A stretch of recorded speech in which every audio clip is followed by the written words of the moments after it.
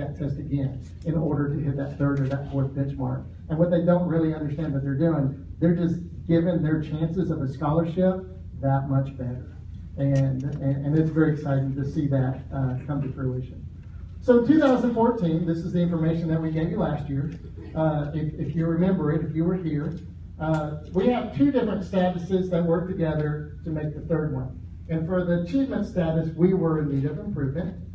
You saw the number of AMOs that we hit that year was not very, it wasn't even 50%. And then our gap closure was in need of subgroup improvement, and then our final determination was in need of improvement. It was very huge lettering in bold, and we don't like to talk about it. Let's shift 1 year. Our achievement status was achieved. You saw those 10 AMOs. We hit 10 out of 11 AMOs. Okay, the only one we did not hit was 3 through 8 language arts, and those students actually still showed significant growth compared to what they were supposed to do. So we're very proud of that. Gap closure, we missed one. Now this is the one that will keep you up at night.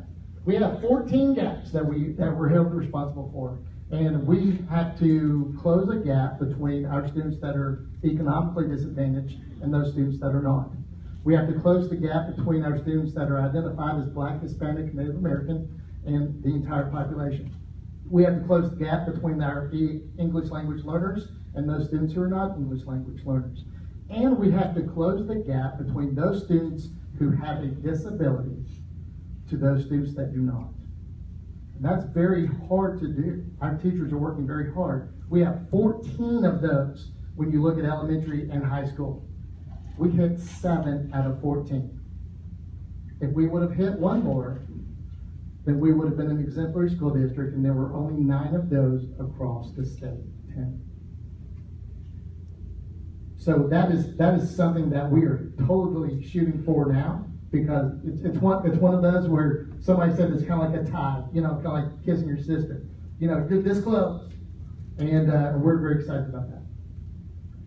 So what does that do? That leads us to our target areas for this year. And of course, one of them continues to be reading and language arts. We know that if our students are hitting the ground and they're reading, they can do pretty much anything that they need to do. So that is always going to be a goal. Our gap closure, when you look at our gaps that we did not hit, our students with disabilities as our English language learners, and our gap closure for economically disadvantaged at the high school level. At one time, we did not really have that big of a gap at high school level, because we have a lot of students that when they get to that stage of their education career, they don't want to be identified as economically disadvantaged. But we do know that as that trend has been over the last few years, that we do see more students at our high school that are taking those classes, those Englishes and those algebras, and they're identified as economically disadvantaged. So we do have a gap there that we will be closing. And of course, ACT scores. We're not going to stop. Dr. Locke and I probably talk ACT on almost a daily basis, and we're not going to stop until they get to where we'll make them stop. Prep classes, we do have those in all of our high schools now. Some of you all may have children. If they're a junior, they're probably in it right now, or at least the second 9 weeks. Continue training for teachers on high-quality reading instruction. We spend many days in some professional development. And we also have some extra time and support. Now, when you break these down, RTI squared really just stands for Response to Instruction and Intervention. Those are small groups that work on skills, not standards, but specific skills that the students are lacking in order to meet our standards. So it very well could be the addition of 2-digit numbers. Okay, it could very well be their times tables, and I'm a math teacher, so that's where I always go. But it really could be a fluency issue, where the students read, but they read very slow, and by the time they get done reading the passage, they don't even know what they've read. So we help with that fluency, and we also help on the comprehension side. We have a lot of our students who are fluid readers, but if you go back, and I know I've got one at my house, he reads very fine. He's a great reader. You ask him what he just read, he has no clue. And so we're working on those skills, because they're two totally different issues there. Remediation for those students who actually do need that outside the class, and also the enrichment. And that includes our kids that are very gifted sometimes, and sometimes they're just high-level learners. And what are we going to do for those? And I know we've had that conversation in our parent advisory committee groups too. So we offer that in every single one of our schools.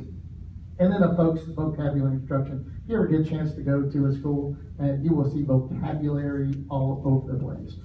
Because a lot of our students may not actually come to school with the vocabulary at home.